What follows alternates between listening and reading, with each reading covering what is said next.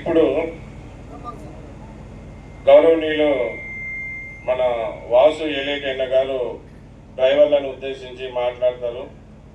అన్న చాలామంది మేము మాట్లాడుతుంటే ఏదో మీరు లైట్గా తీసుకుంటున్నారు.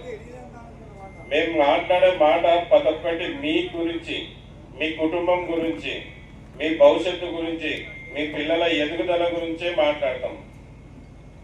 మాకేదో డైరెక్ట్గా రాసిస్తే చదివి చెప్పేవాళ్ళం కాదు. సో దాకా మేము కూడా డ్రైవర్లమే కనుక, ఇప్పుడు కూడా డ్రైవర్ పని చేస్తున్నాం కనుక మేము సమాజంలో అవమానాలు ఎన్నో పడుతున్నాం, ఎన్నో ఇబ్బందులు పడుతున్నాం.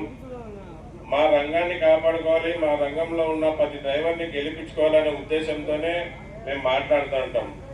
మాట్లాడేది ప్రతి ఒక్క విషయాన్ని వీడియోల రూపంలో మొత్తం ప్రపంచానికి తెలపరచాలని ప్రయత్నిస్తూ ఉంటాం.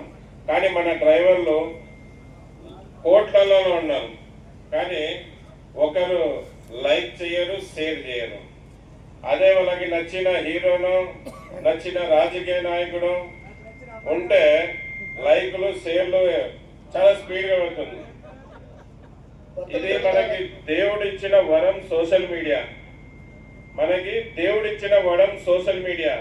ఈ సోషల్ మీడియాని కూడా మనం వాడుకునేకి రాకపోతే ఇంకా అంతకంటే దౌర్భాగ్యం ఏం లేదు.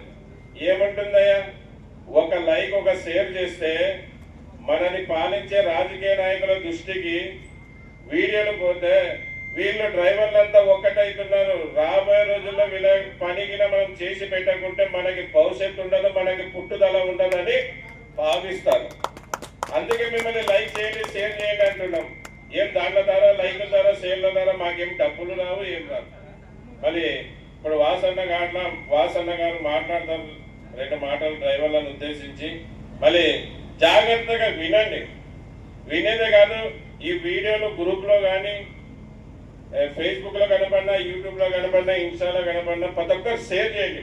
ఇక్కడికి రాలేని డ్రైవర్లు ఆ పనైనా చేయండి, ఇక్కడ వచ్చిన డ్రైవర్లు కూడా చేయండి. మళ్ళీ మాట్లాడతారు వాసన్న గారు.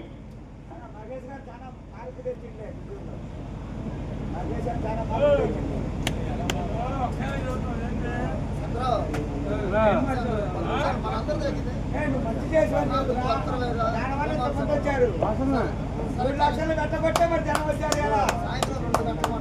ఏమన్నా 3 లక్షలు కట్టబట్టే బతులు తిరుపతిరావు గారు